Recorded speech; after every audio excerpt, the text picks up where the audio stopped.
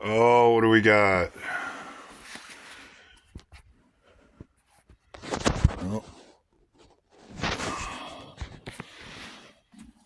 53 in the house, 43 outside, apparently. So, why isn't the stove going? Well, first of all, I had to shovel it out. And second of all, the wood pile isn't quite as healthy as it probably should be. And any day that I don't have to feed the stove, even though it might be a little uncomfortable, is a day that I'll have wood for when I have to feed the stove, and it's extremely uncomfortable. That's one of the survival lessons I learned when I lived in an old camper for a couple of years during two of the worst Wisconsin winters I've ever experienced, and basically had nothing while I was doing it. There were nights when I'd go to sleep, and I'll admit I was a little out of my head at the time, when it'd be in the single digits and I wouldn't even light the stove. And I'd wake up in the morning and there'd be frost all over everything inside of that camper. It literally looked like the inside of a freezer on several occasions. I remember getting up at night when I was staying in that camper in the wintertime, and the floor would be so cold on my bare feet that it would feel like it was on fire. What I didn't realize at the time is that I was damaging the nerves in my feet, and now when it gets cold, I have all kinds of issues if my feet get cold.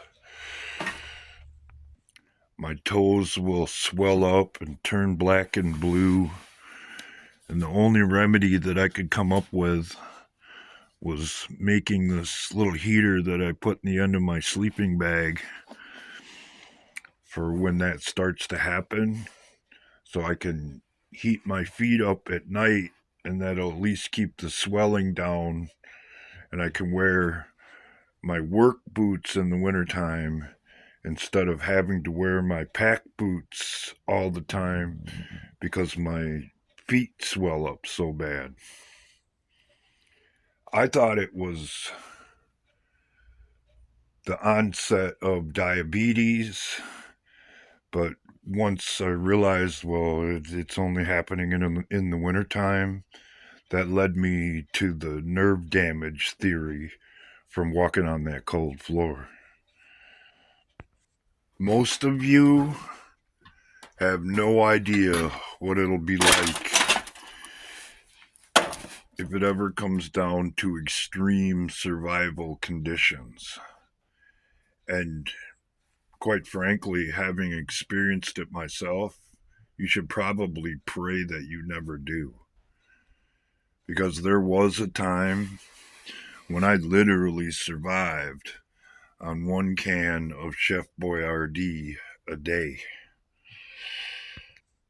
With only this stove for heat in a 1969 Dodge camper that the insulation in the walls had already fallen down to the bottom of the walls years before I got the damn thing.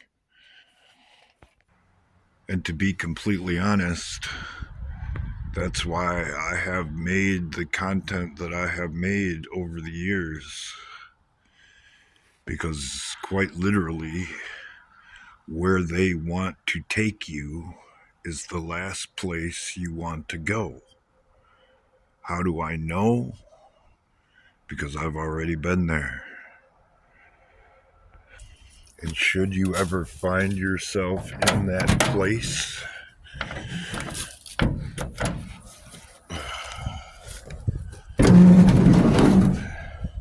you will more more than likely end up doing things in order to survive that you never thought you'd actually have to do. Especially if you're on your own and there's no one around to help you do it.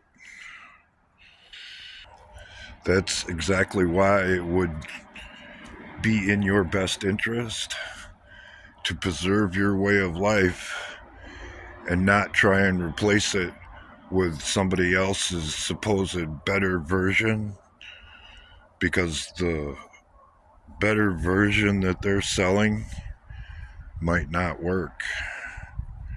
It might be worse and take you to somewhere you never wanted to go. Just because it might sound better or someone else keeps saying that it is or will be does not make it so.